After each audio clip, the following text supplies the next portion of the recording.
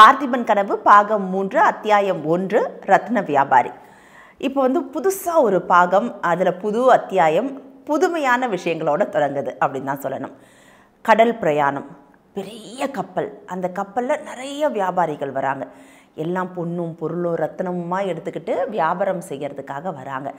அழகான கடலில் வந்து தகன்னு அவங்க எடுத்துகிட்டு வர தங்கத்துக்கும் வைரத்துக்கும் ஏற்ற மாதிரி கடலே சொல்லிக்குதான். அடுத்த சில நிமிடங்கள்லையோ இல்லை சில மணி நேரங்கள்னு வச்சுப்போமே, அடுத்த சில மணி நேரங்களில் அவங்க மேற்கு திசையை நோக்கி பயணிச்சிட்டு இருக்காங்க. கிழக்கு திசையிலேருந்து மேற்கு திசையை நோக்கி பயணிச்சிட்டு இருக்காங்க.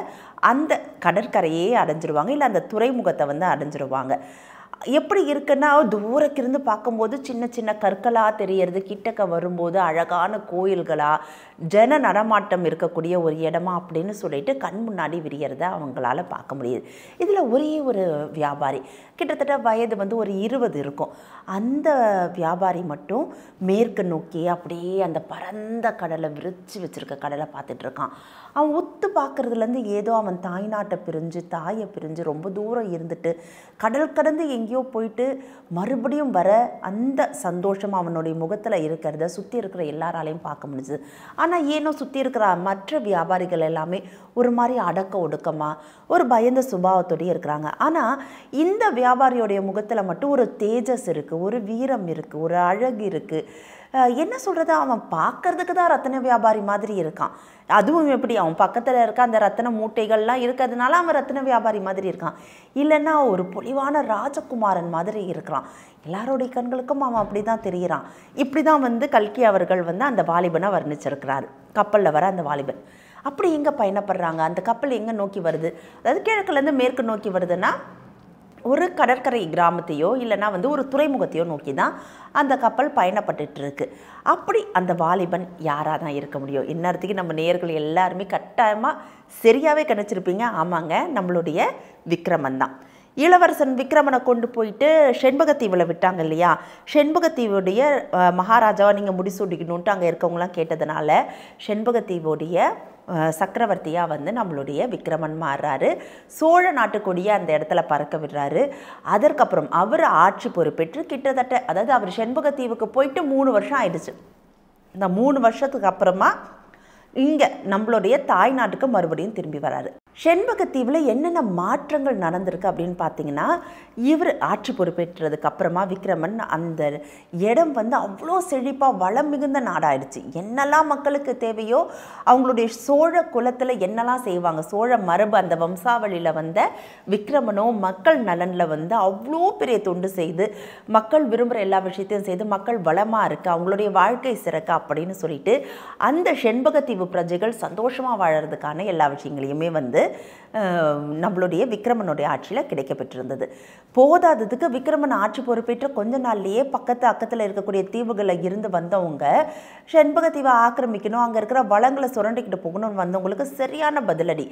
இளம் வாலிபன் இல்லையா, இளம் வீரன், அவன் கொடுத்த அந்த வாள் போர்லையும் அதில் பயந்து ஓடி தெரிச்சு ஓடினவங்க தான் அதுக்கப்புறம் செண்பகத்தீவு மேலே யாருமே படையெடுக்கல. அப்படி ஒரு வரலாறு பேசுகிற அளவுக்கு வீர போர் புரிஞ்சு அதுக்கப்புறம் அந்த மக்களை பாதுகாப்பாக வச்சது மட்டும் இல்லாமல் செண்பகத்தீவு இந்த சோழ அரசன்கிட்டயே நாங்கள் வந்து எங்களுடைய தீவுகளையும் ஒப்படைக்கிறோம், உங்களுடைய ராஜ்யம் எங்களுக்கு பிடிச்சிருக்குன்ட்டு கிட்டத்தட்ட விக்ரமன் ஆட்சிக்கு கீழே அங்கே இருந்து சுற்றி இருந்த சில தீவுகளில் இருக்கிறவங்களும் வந்து சேர்ந்துக்கிட்டாங்க.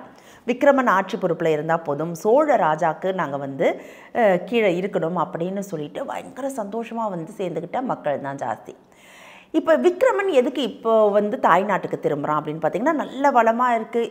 இவ்வளோ இந்த 3 வருடங்கள் ஆனாலுமே வந்து அவன் தாய்நாட்டையோ தாயையோ, ஏன் இன்னும் சொல்லப்போனால் அவன் கிளம்பும்போது அந்த மாமல்லபுரம் கடற்கரையில் பார்த்த அந்த அழகான விழிகளுக்கு சொந்தக்காரியான அந்த பெண்ணையோ அவன் மறக்கவே இல்லை.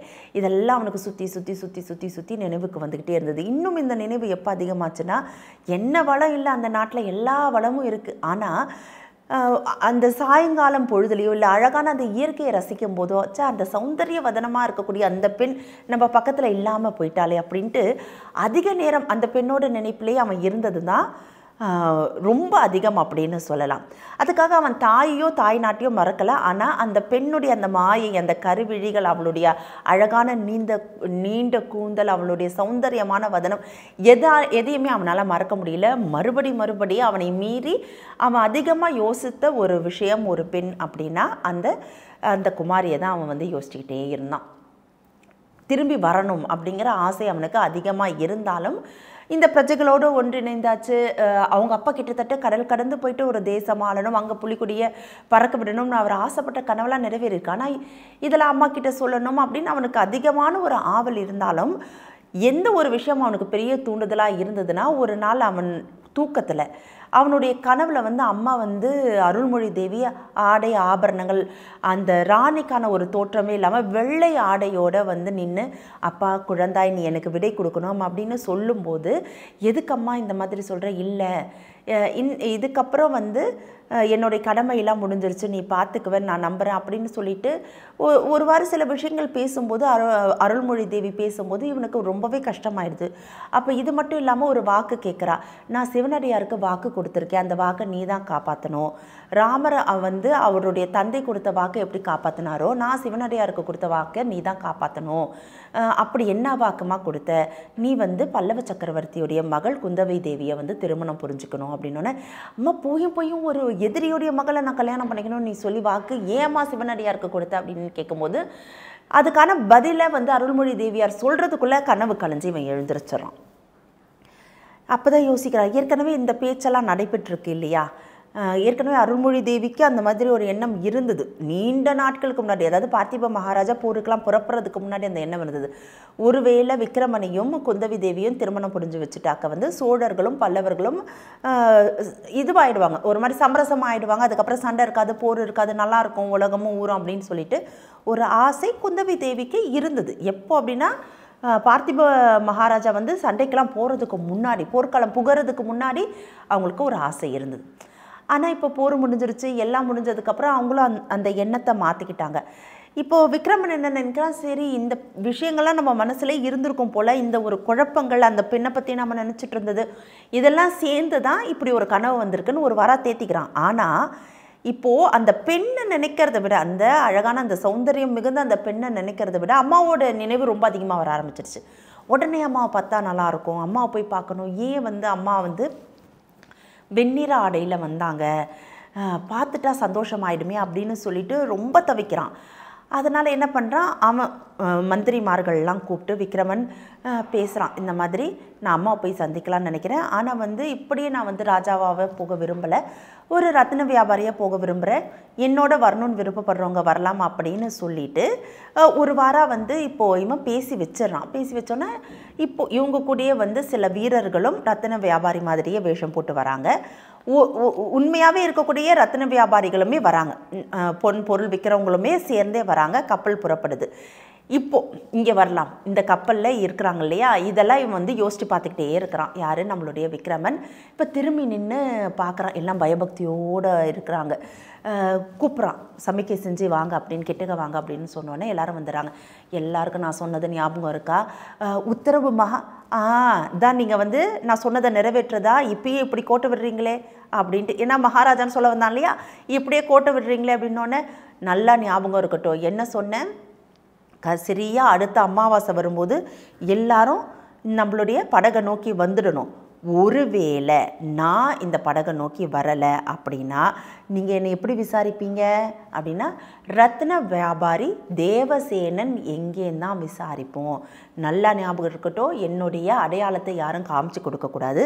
அதே சமயம் நேருக்கு நேர் நாம் இந்த ஊருக்குள்ளே எங்கே போகும்போதோ பார்த்துக்கிட்டாலும் நம்ம வந்து தெரிஞ்சவங்க மாதிரி காமிச்சிக்கக்கூடாது. இதெல்லாம் வந்து நீங்கள் மனசில் வச்சுக்கோங்க. அடுத்த அமாவாசை அன்னைக்கு இந்த இடத்துக்கு, இந்த கப்பலுக்கு நீங்கள் எல்லாரும் வந்து சேர்ந்துருங்க. ஒருவேளை என்னால் வந்து சேர முடியலைன்னா ரத்ன வியாபாரி தேவசேனன் எங்கே இருக்கிறாரு அப்படின்னு சொல்லி நீங்கள் விசாரிக்கணுமே தவிர என்னுடைய அடையாளத்தை ஒருபோதும் காமிச்சு கொடுக்கக்கூடாது அப்படின்னு சொல்லிடுறாரு. யார், நம்மளுடைய விக்ரமன். அம்மாவை பார்க்கறதுக்காக கடல் கடந்து வேகமாக வந்து வராரு. எந்த துறைமுகத்தில் இறங்குவார் அப்படிங்கிற ஒரு பேச்சுவார்த்தை நடந்தப்போ இவர் ஃபிக்ஸ் பண்ணுறார். யார், நம்மளுடைய விக்ரமன் கட்டாயமாக மாமல்லபுரம் துறைமுகத்தில் தான் இறங்கணும். அன்றைக்கு இருந்த மிகப்பெரிய துறைமுகம்னு பார்த்தீங்கன்னா மாமல்லபுரம் துறைமுகம். நாகப்பட்டினமும் அந்த நேரத்தில் வந்து பிரசித்தி பெற்று தான் இருந்தது. ஏன்னா சோழர்களுள்ள காலத்துலலாம் வந்து நாகைப்பட்டினம் துறைமுகம் தான் பயங்கர பிரசித்தி. அதுக்கப்புறம் இப்போ பல்லவர்கள் ஆட்சி காலத்தில் வந்து மாமல்லபுரம் துறைமுகம் வந்து பிரசித்தி பெற்றுச்சு. இவனுக்கு ரொம்ப ஆசை. ஏன் அப்படின்னா அந்த மாமல்லபுரத்துடைய சிற்பங்கள் வேலைப்பாடுகள்லாம் அப்படி இருக்குமா. இவன் பார்க்காமையே வந்துட்டோமேனு இவனை நாடு கடத்தினாங்க இல்லையா, தேசப்பிரஷ்டை செஞ்சப்போ அந்த சிற்பங்கள்லாம் இந்த சமயத்தில் நம்ம பார்க்காமே வந்துட்டோமே, இதுக்கப்புறம் நம்மளால் பார்க்கவே முடியாதான்ற ஒரு வருத்தத்தில் விக்ரமன் இருந்தான். அது வந்து காரணம். மாமல்லபுரம் துறைமுகமில் அவன் இறங்கணும்னு நினச்சதுக்கான முதல் காரணம் அவன் அந்த சிற்பங்களையும் சிலைகளையும் பார்க்கணும் அப்படிங்கிறது. அடுத்த காரணம் என்னன்னு பார்த்தீங்கன்னா, மாமல்லபுரத்துலேருந்து உறையூர் போகிறதுக்குன்றதுக்கு ராஜபாட்டை இருந்தது. அதே மாதிரி மாமல்லபுரத்துலேருந்து காஞ்சிபுரம் போகிறதுக்கும் ராஜபாட்டை இருந்தது.